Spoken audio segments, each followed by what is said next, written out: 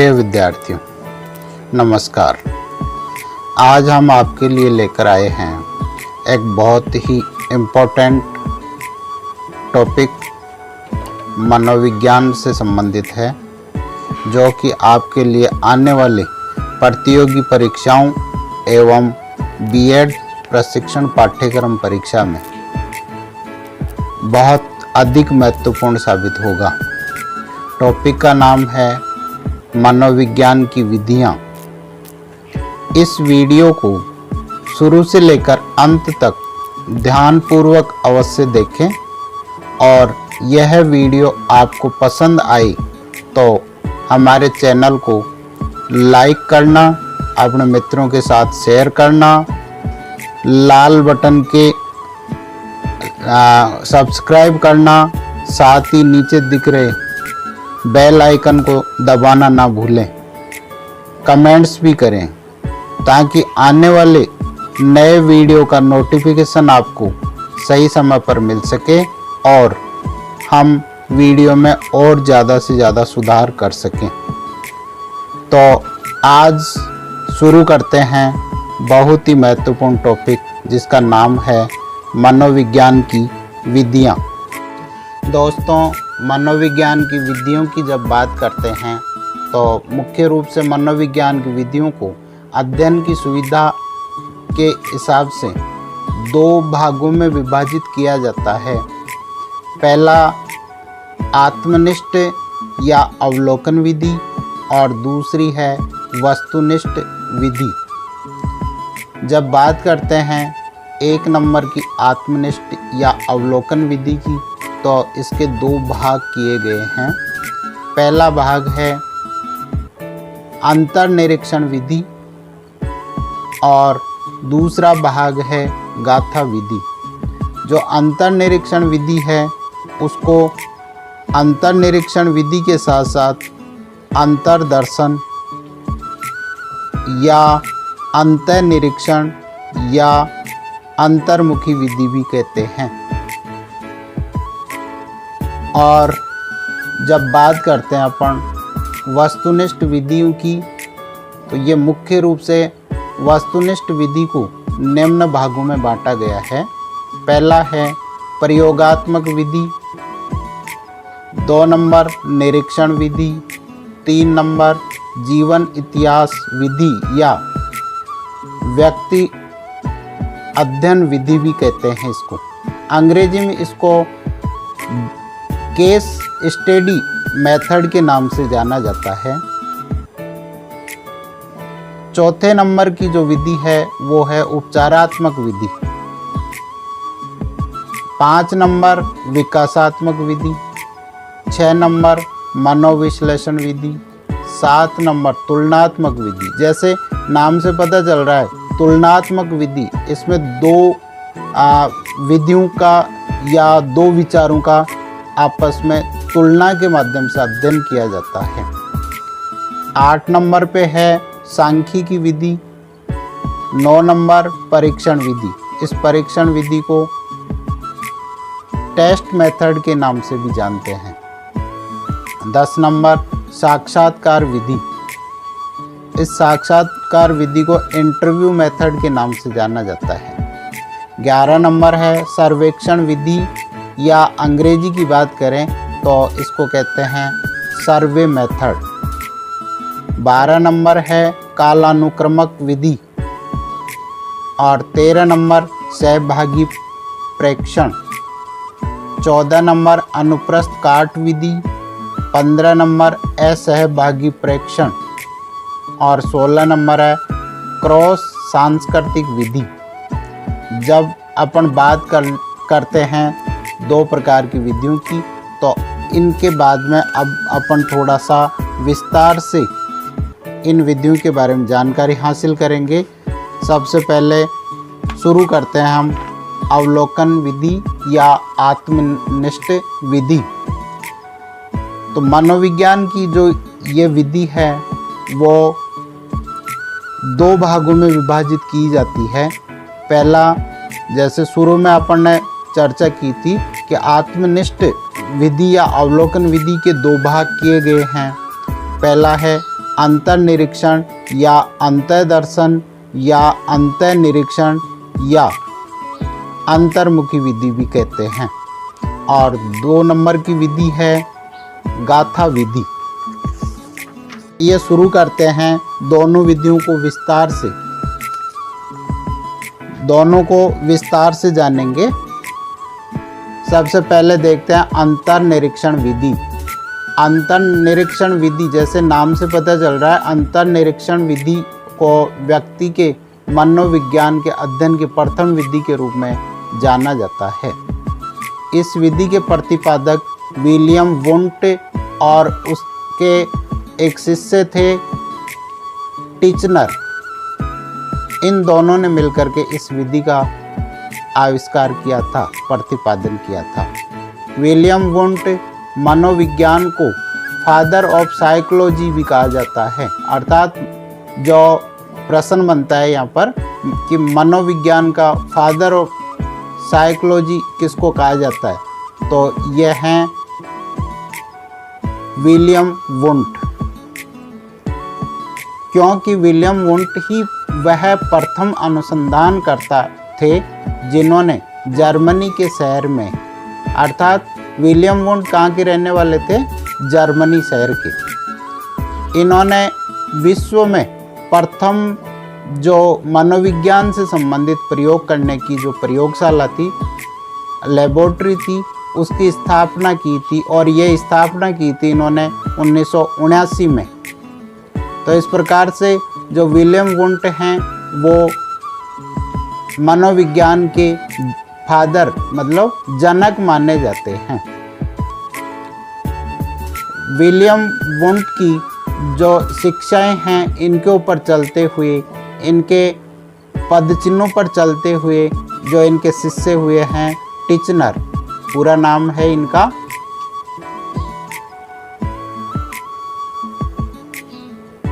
EB Titchener.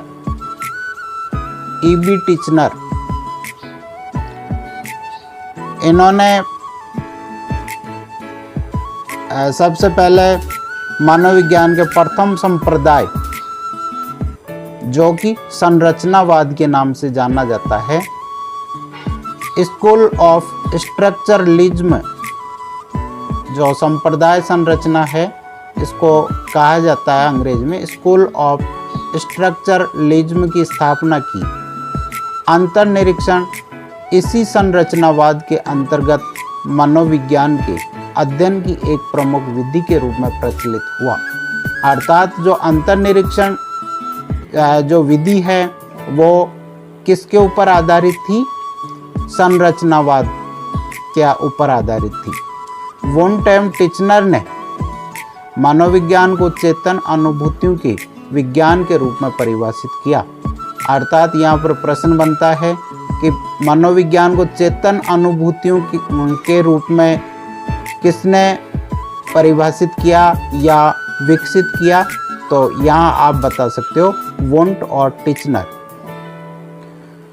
तथा इसके अध्ययन हेतु अंतर्निरीक्षण की विधि को सबसे अच्छा माना गया। इनके अनुसार चेतन अनुभूतियां मुख्य रूप से 3 तत्वों को अपने आप में समाहित करती हैं। अर्थात जो चेतन अनुभूति है जो 3 तत्वों के सहयोग से विकसित होती है। पहला है संवेदन, दूसरा है भाव और तीसरा छवि। संवेदन, भाव और छवि के द्वारा चेतन अनुभूतियों का विकास होता है। अपने दिन प्रतिदिन के जीवन में व्यक्ति प्रतिपल और प्रतिक्षण विभिन्न प्रकार की अनुभूतियों से गुजरता है। अर्थात जब अपन बात करते हैं मानव जीवन की, तो हर क्षण विभिन्न प्रकार के अनुभूतियों का एहसास होता है। इन अनुभूतियों में से जो अनुभूतियाँ चेतन होती हैं, अर्थात जिनमें संज्ञान होता है, जो चेतना के रूप में अर्थात ज्ञान के रूप में जानी जाती हैं, उनमें उपरोक्त तीनों तत्व हैं।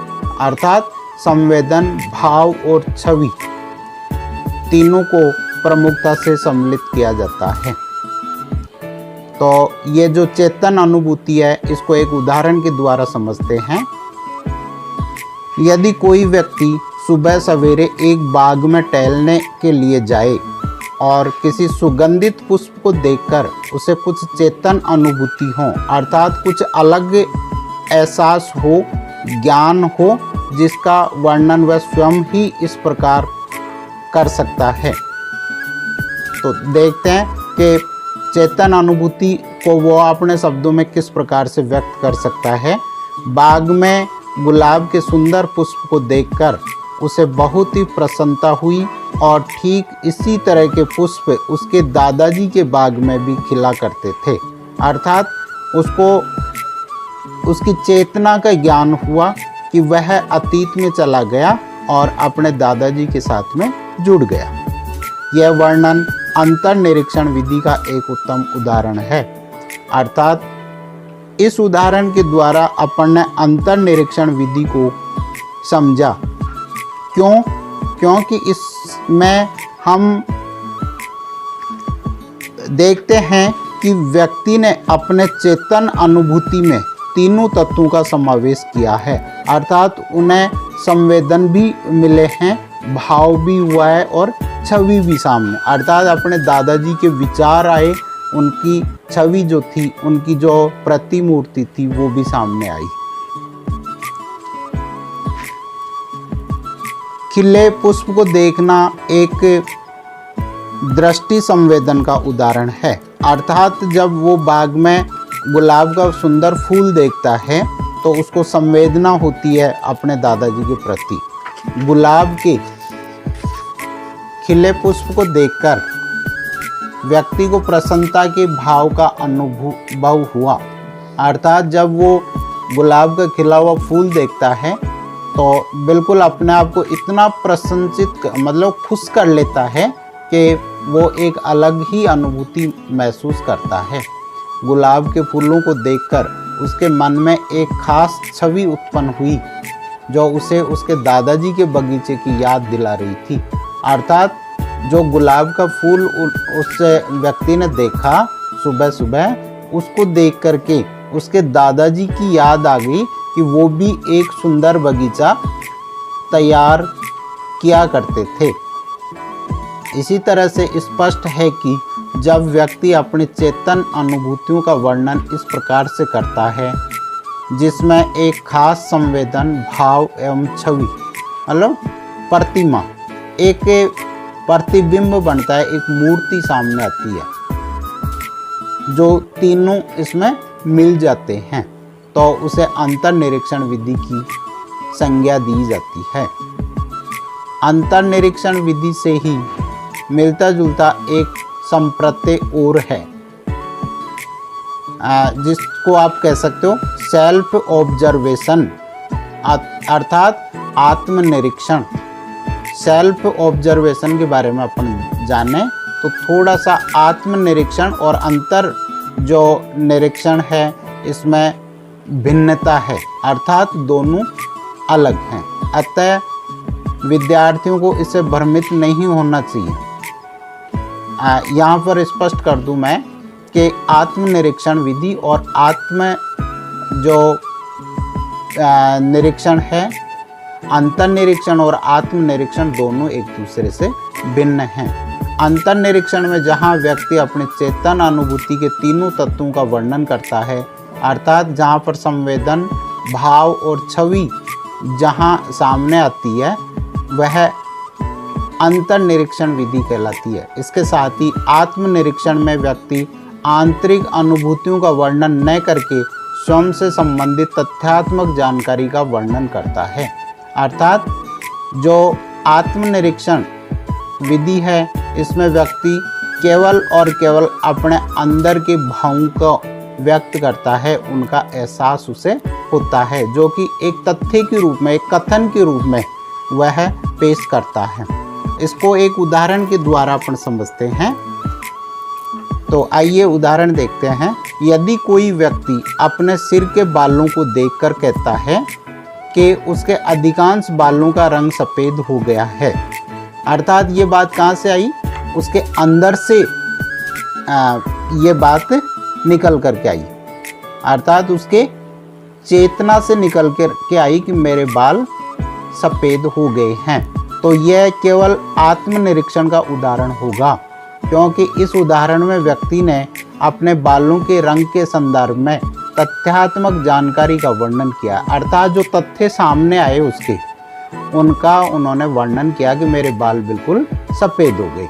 वहीं यदि व्यक्ति ये कहता है कि अपने सफ़ेद बालों को देखकर उसे दुख या प्रसन्नता हो रही है तथा सफ़ेद बाल उसे उसके दादाजी की याद दिलाते हैं, अर्थात जो सफ़ेद बाल हैं वो दादाजी के बारे में कहता है कि उनके भी सफ़ेद हो गए थे एवं ऐसे ही सफ़ेद बाल उसके दादाजी के भी थे, तो यह आत्मनिरीक्षण विधि का उदाहरण होगा।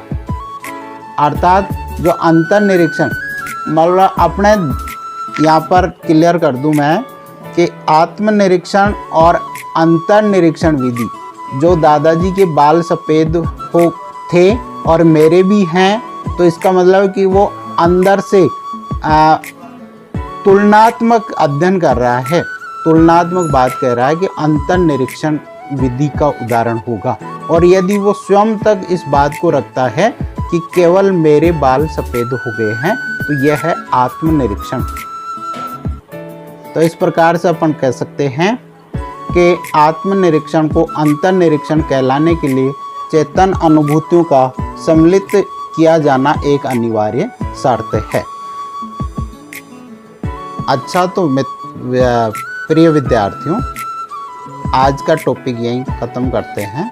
अगले चैनल को जब आप देखें तो उस वीडियो में देखना आप शेष विधियों के बारे में। इसके साथ ही आप हमारे चैनल को लाइक ज़रूर करें, कमेंट्स करें, सब्सक्राइब करें और अपने मित्रों के, दोस्तों के, रिश्तेदारों के, जान पहचान वालों के साथ में शेयर ज़रूर करें। धन्यवाद।